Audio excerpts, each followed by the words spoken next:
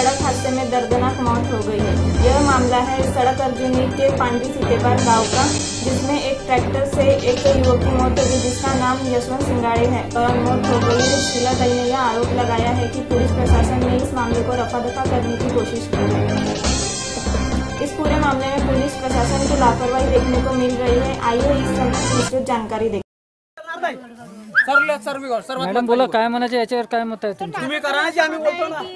गावचे जे प्रमुख असतात उपस्थित, त्यांनी आपली उपस्थिती ती दर्शवायला पाहिजे, हे माझं म्हणणं आहे। अजूनपर्यंत कोणी आलेलं नाही इथं, म्हणजे गावकऱ्यांनी सांगावं की गावचे जे तंटामुक्ती अध्यक्ष आहेत, पोलीस पाटील आहेत, सरपंच आहेत, त्यांची उपस्थिती आवश्यक आहे। तर मला मी आता एक तास झाले इथं आली तर, पण अजून गावच्या लोकांनी सांगावं की ते लोक इथं उपस्थित झाले की नाही। कोणी तर आलेच नाही। पोलीस पाटील सुद्धा, म्हणजे कसं झालं, मगाशी नाकाडे पोलीस आला, त्यानं इथं आल्याच्या नंतर काही तो त्यांचा ट्रॅक्टर जो ऍक्सिडेंट झाला ट्रॅक्टर तो चालवासाठी त्या पोलीस पाटलाला सोबत आपल्या सोबत घेऊन गेला। दुसरे ड्रायव्हर नव्हते, त्याला दुसरा ड्रायव्हर भेटलाच नाही ना। असं ठीक आहे, ट्रॅक्टर गेलाय, पण तुमचं मत काय आता, समोरचे काय करायचं? पण इथं काहीतरी कोणीतरी मेन पुढाकारी गावातला जो एखादा माणूस असतो, सदस्य आहे, ग्रामपंचायत सदस्य आहे, त्याने बोलवलंय का? त्यांना सुद्धा यायला पाहिजे होतं ना।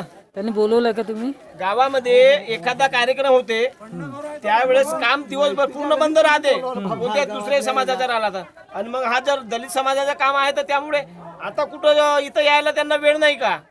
नाही, त्यांना तुम्ही जसं बोलवलंय का? म्हणजे आता समोर साहेब त्यांना आम्ही समाजाचा म्हणून त्याच्यावर एवढा अत्याचार झाला पाहिजे का? नाही, अत्याचार तर झाला नाही पाहिजे। बोलवले का तुम्ही? आज गावचा तंटामुक्ती अध्यक्ष नाही, सरपंच नाही, पोलीस पाटील नाही, किंवा गावचा कोणताही सदस्य नाही। आता जिल्हा परिषद सदस्य बाई आहेत, यांना विचारा तुम्ही का गावचा कोणी प्रथम नागरिक दिसतो का इथं? त्यांना तरी भेटला का? साधा रोजगार हमीचं काम बंद ठेवलं जातं गावात लग्न असला तर।